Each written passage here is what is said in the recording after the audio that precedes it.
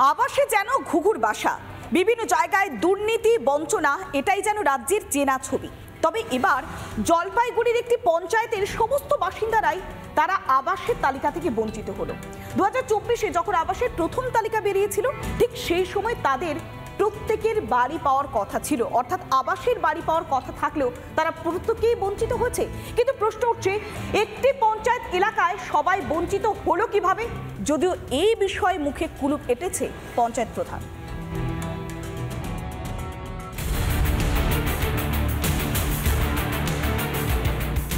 ফের আবাসে বঞ্চনার অভিযোগ। এবার এক দুটো পরিবার নয়, জলপাইগুড়ির গোটা একটা গ্রাম পঞ্চায়েতই বঞ্চনার শিকার।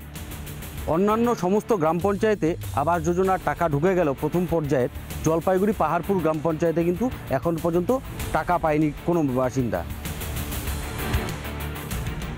পাহাড়পুর গ্রাম পঞ্চায়েতে ৩,৩০৭ জন আবাস প্রাপক এখনো পাননি টাকা।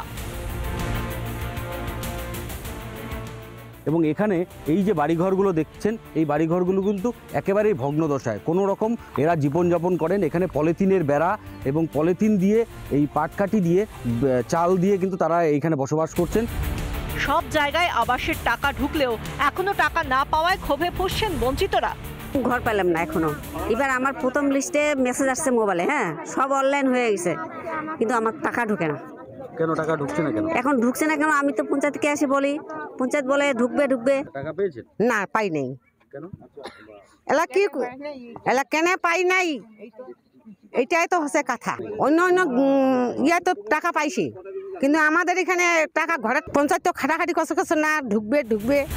যদিও শাসক নেতাদের চক্রান্তের জেরে এই পরিণতি বলে অভিযোগ স্থানীয় বিজেপি নেতৃত্বের। এখানে যে শাসক দলের নেতারা, বড় বড় নেতারা জড়িত আছে। কারণ হচ্ছে যে প্রোগ্রাম অফিসার, তাকে সার্ভে করতে ঢুকতে দেওয়া হচ্ছে না। তাহলে বড় বড় নেতা, ছাদের বাড়ি আছে, 10 বিঘা জমি আছে, টাইসের বাড়ি আছে, 4 গাড়ি আছে, তাদের নামে ঘর লাগবে। কেন টাকা পাননি উপভোক্তারা? জবাব নেই পঞ্চায়েত প্রধানের কাছে। এটা তো পাবলিকের অনেকের মুখে অনেকদিন থেকে আমাদের কাছে জিজ্ঞাসাবাদ করছে, কিন্তু টাকা এখনো আমাদের ঢুকেনি। কি কারণবশত সেটাও আমি এখন আপাতত বলতে পারবো না, সেটা আমরা বিডিওর সাথে আমরা যোগাযোগ করব। যে এই মানুষজন কবে ঘর পায় এবং এই মানুষজন কবে ঘরের টাকা পায়, সেটাই কিন্তু এখন দেখার। জলপাইগুড়ি থেকে সুবীরেশ, রিপাবলিক বাংলা।